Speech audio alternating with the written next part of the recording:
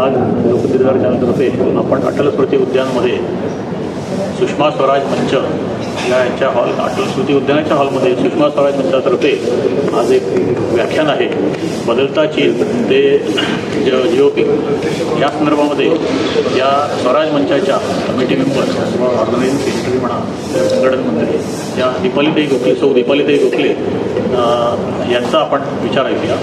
दीपालीताई गोखले. नमस्कार.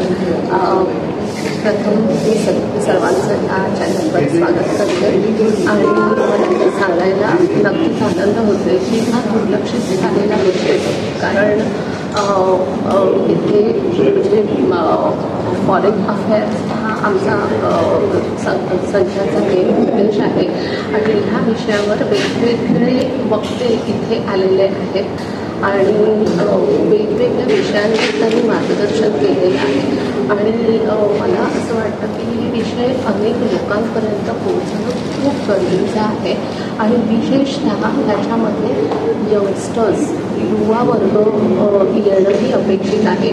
ऑफकोर्स हे सगळ्यांसाठी निःशुल्क आणि ओपन फॉर ऑल आहे, पण माझं एक आवाहन आहे की अधिकाधिक युवा वर्ग याच्यामध्ये जॉईन व्हावा आणि यामुळे 2-3 गोष्टी होतात. एक तर आपल्याला अवेअरनेस क्रिएट होतो, माहिती कळते आणि भारताचा नागरिक म्हणून आपण आपला काय सहभाग त्याच्यामध्ये करू शकतो ह्याची आपल्याला एक अंदाज येतो.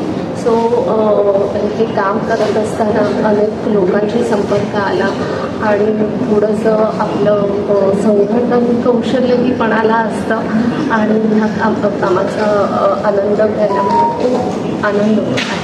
येणाऱ्या आगामी काळामध्ये काही असा एखादा कार्यक्रम पाहिजे 30 जुलैमध्ये, तर तेही आपण सांगितलं असतं बरं.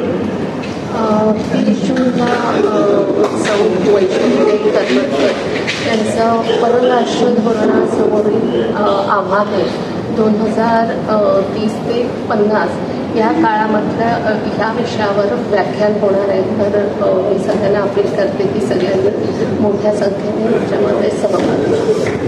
धन्यवाद.